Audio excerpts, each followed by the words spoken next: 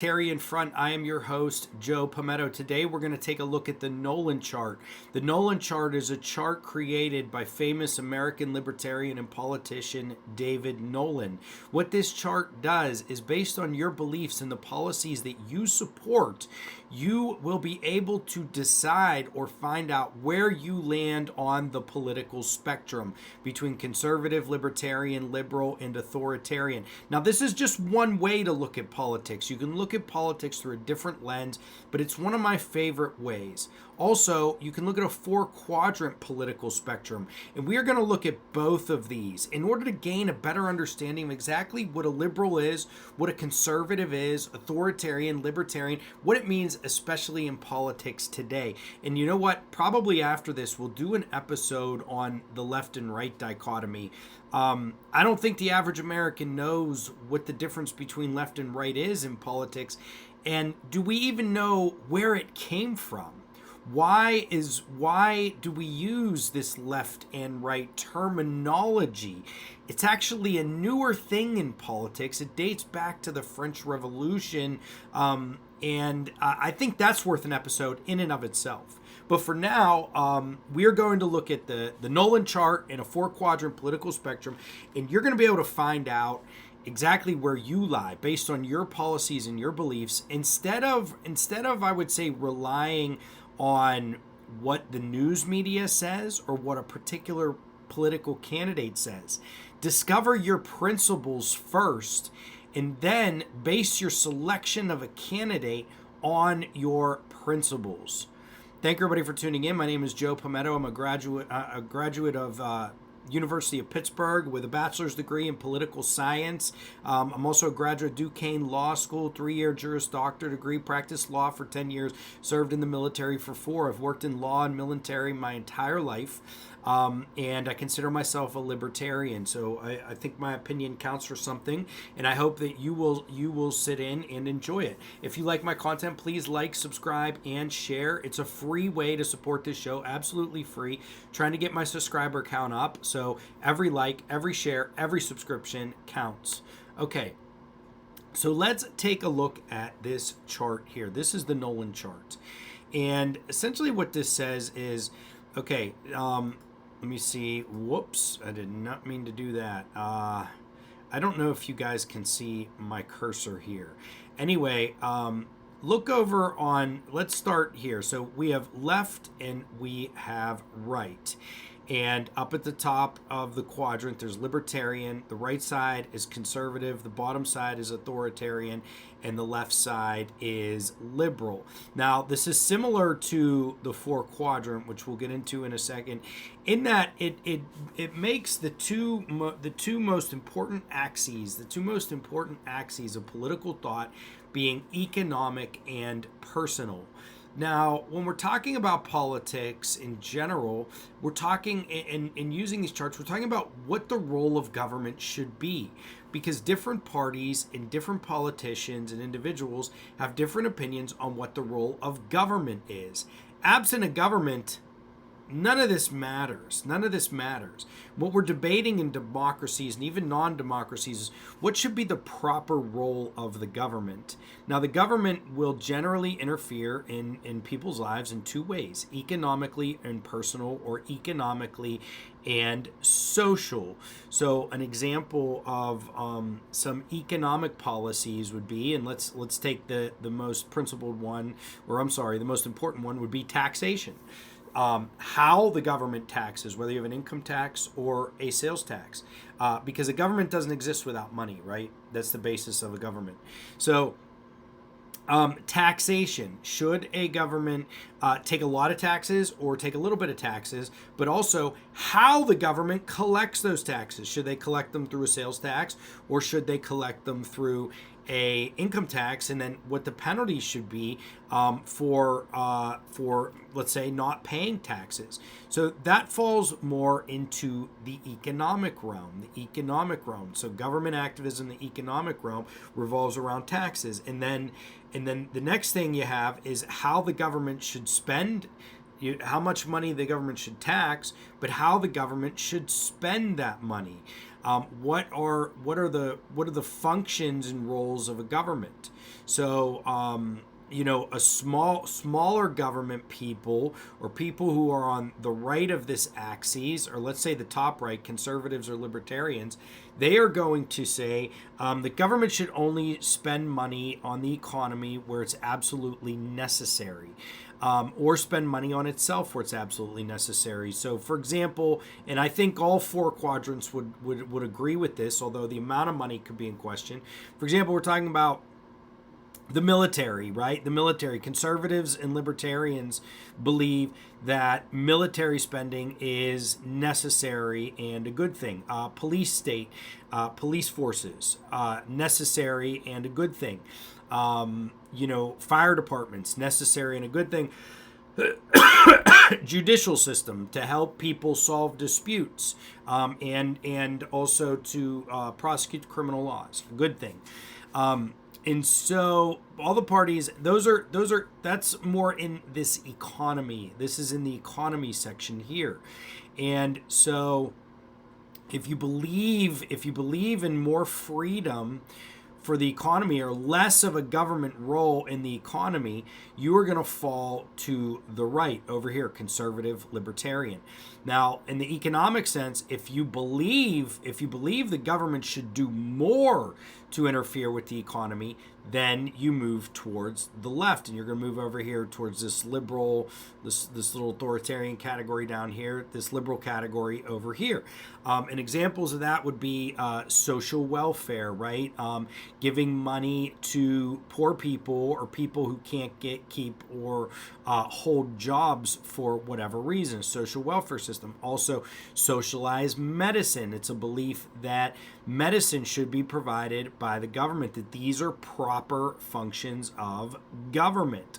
And so the difference between right and left over here is the role of government in the economy. The people on the right believe that government should have less of a role in the economy. People on the left believe that government should have a larger role in the economy. And there's a liberal and conservative dichotomy there. Now, let's talk about personal. So what do we mean by personal or social issues? Well, this can come down to perhaps like what the criminal laws actually are. But let's use some issues of more recent times, such as I think good issues are abortion and gay marriage. So in abortion, for example, conservatives believe that the government should have less of a role in the economy, but more of a role in people's social and personal lives.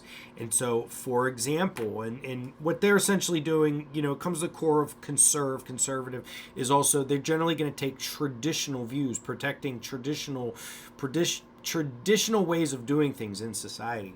But anyways, so conservatives may believe, to protect tradition, whatever the reasons are, religious, but they're going to believe that, they think abortion is a bad thing.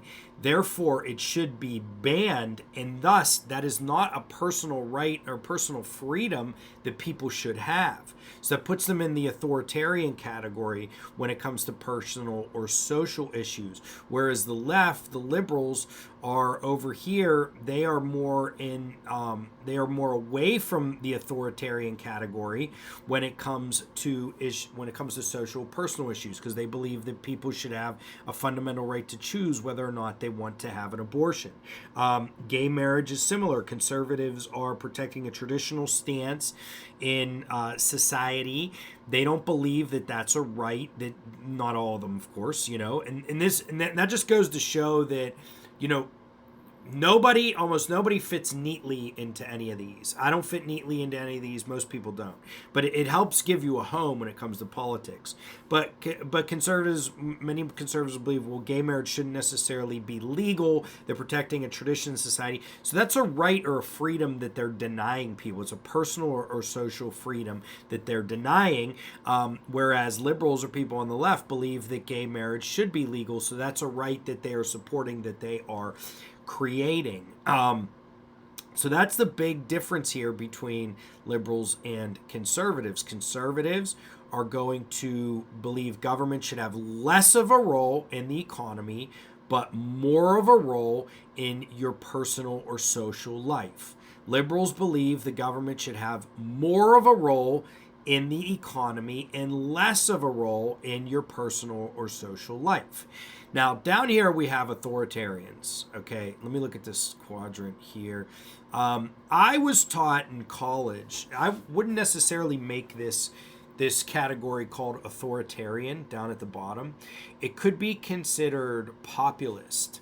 The problem with that, though, is that a populist politician or platform is generally the politician pushing a populist platform is just going to take whatever policy position is favorable or popular amongst the people. The populist is going to take, right? They're an opportunist. They see, so they don't rely on these principles. Like liberals and conservatives have certain principles. Libertarians too, I believe, are the most principled. Libertarians and conservatives have these principles, which even if it's unpopular, they will take that stance, right? But a populist doesn't care about principles, really. I mean, it could be that person actually holds these beliefs, but populists are generally going to grab onto whatever's popular. And so their belief is, and this is how this would fit into the Nolan category, their belief, and you could call it authoritarian, I guess. It's sort of different, but their belief is that the government has a proper role in both social, personal, and in economic life, right? That an authoritarian, or you could even say a populist, and populists can tend towards the right or the left. An authoritarian or populist is going to believe the government has a role wherever it needs to have a role. So they don't have any principled objection to government roles in some people's personal lives, like a liberal might. And they don't have a principled objection to the government's role in the economy of a country as a conservative might. So an authoritarian down here at the bottom is going to use government for whatever it believes government should be used for. It isn't going to take a principled stance. They think the personal and economic realm it's fine for government to get into. Government is there to sort of social engineer, in their opinion, or they have personal political reasons for doing what they do. And then up here at the top, you have a libertarian. Now, again, this whole matrix is styled around what is the proper role of government. What is the proper role of government? Conservatives believe the government should be used in personal or social issues, but not the economy. Liberals believe the government should be used in economic issues, but not people's personal lives. The libertarian believes that the government should not be used in the economy or in people's personal lives. Let me repeat. The libertarian believes that government, not that it shouldn't be used strictly, but that we must limit use of government in both the economic lives of individuals and the social, personal, private lives of individuals. That's where the libertarian falls. Libertarian is small government with a lowercase s, okay? Now, a libertarian's not going to think, well, some are. There's they call them anarcho-libertarians, right? They may believe that government shouldn't exist at all. Libertarian Party in America doesn't believe in that. I don't believe in that. But I believe that we should take a stance towards limiting government overall. And so where a libertarian's going to clash with conservatives is on issues like gay marriage and abortion. A libertarian will believe that women should have a right to choose, and also that gay marriage should be legal and allowed, whereas they agree with the conservative on the government's limited role in the economy. And with liberals, they agree with liberals on gay marriage and on abortion, the right to choose, but they don't agree with liberals in creating a vast welfare state and using the government to interfere with the economy and or raising taxes and using taxes in order to reach government goals. So that's where the libertarian falls. A libertarian is in very, very stark contrast to an authoritarian, but there's stark contrast between a libertarian and conservatives now, and liberals. One of the reasons I like libertarianism is because I believe it maximizes freedom, and it also puts the onus of how, or the trajectory of a person's life on the individual's family unit, rather than relying on the government to help or turn people's lives around. Now, I will eventually go into my own personal brand of libertarian and beliefs, but that's what you have with libertarianism. It's just small government. That's all it is.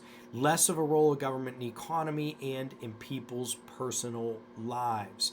And the way to do that is to have fundamental rights that protect individuals. And we have that in America. We have the Bill of Rights amendments. We have freedom of speech, freedom of religion, freedom from an unconstitutional search and seizure, the right to bear arms. It's another example where libertarians are going to believe in conservatives, are going to align with conservatives, but not with liberals. Again, it's about maximizing personal rights, maximizing the rights of the individual. And it's another way to view politics, right? Is through individualism and collectivism. And that can also be mapped onto the left-right dichotomy, whereas the people on the right are more individualistic, people on the left are more collectivist. Well, in that particular scenario, libertarian is far to the right because they are the most anti-collectivist political party that there is. So let's look at this is another one, another way to look at things. Actually, it's very similar to the Nolan chart. It's set up a little differently than the one we just looked at, but we have left, right, liberty, authority. And what you have here is, okay, if you're far to the right on an economic scale, and you are, which means no government, like free markets, no government intervention, and then you're really high on the liberty scale, you're a libertarian down here on the right. And then you can fall somewhere where it says free market liberalism, where you kind of get a conservative, and then you get right and authority here, and you have fascism, which is extreme far right on the economy and extremely high on no economic intervention, extremely high on authority, and you have fascism. And I don't know if I totally agree with this because I don't love this chart here, because fascism, the truth about fascism is that, fascism, if you're a fascist, you are very high on the authority scale, no matter what, right? You are very high on the authority scale. And what this four-quadrant political spectrum is they say fascisms are very high on government authority, so there's not a lot of individual civil liberties or rights. The government basically has a strict grip on the criminal law and the activities of people's personal lives, but they're very, very right-wing, but they let the economy do what they want, okay? Whereas communism would be very high on the authority scale, which means strict intervention in people's lives, but also strict intervention in the economy, and you have communism here. I think I can come up with perhaps a better way of looking at this. Perhaps I can't. But I would say when communism and fascism, there's really not that much of a difference. I mean, it's kind of linguistic, because if you look at the history of most fascist states like Nazi Germany or even Italy, the government still had a very interventionist hand in the economy. They had a very interventionist hand in the economy. Now, it may not have been so vastly interventionist as to be the mass redistribution of wealth that happens in communism. And maybe that's the difference that we see here between fascism and communism, because communists are taking all that wealth at the top and redistributing it to the bottom. But the fascists still play a very big role in guiding the economy itself. So this having fascism way up here on the right. Let's just say this: the bad thing about both the really really bad thing about fascism and communism is it being high on the authority scale, and whether the authority scale is high on the left or the right, I think is pretty irrelevant, because history has really shown that anytime, once you get too high on the authority scale, that's when things go bad. Or that's when you have a society that it just is not maximizing human freedom, period. Whether it's fascism or whether it's communism. And so there's problems with both. There's problems with both. And they're almost equal problems. So this is just kind of a take on the Nolan chart here. To the left, if you have authority, but you respect human rights and you respect people's civil liberties, you can get welfare state liberalism, and down. Well, that would be democratic socialism. And then up here, you have a very authoritarian, you have welfare state liberalism, which is like communism light, and democratic socialism and social anarchism are down here. So let's go back to the Nolan chart for a minute, though. Okay. And the libertarian. So the libertarian, maximizing human rights, human autonomy, human individualism, and minimizing the role of government in people's lives. That is the core of what a libertarian is. And that's why I identify most with the Libertarian Party. Now, I may be forced in certain situations to vote left or to vote right, because that's the dominant political binary in the United States. But my beliefs may fall more in line with libertarians. And I believe one of the reasons I started this channel is I think more people are here more people are in this libertarian zone than they are in the liberal conservative zone. And then, of course, in the middle, you can be centrist. You agree with certain things with the Republicans or certain things with the Democrats, left, right. You can fall anywhere on this scale.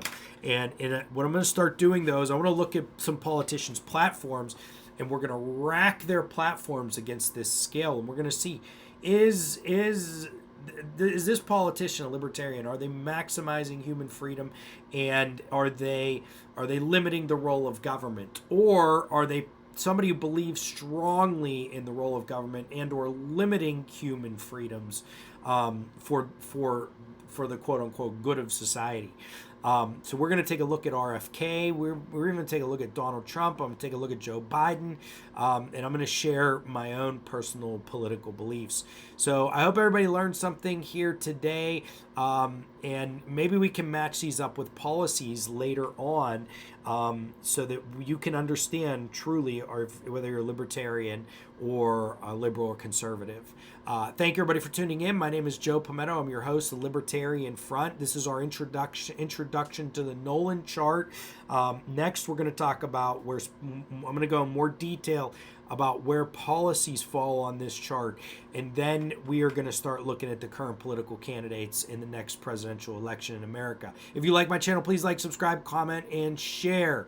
All right. Thank you very much. Have a great day.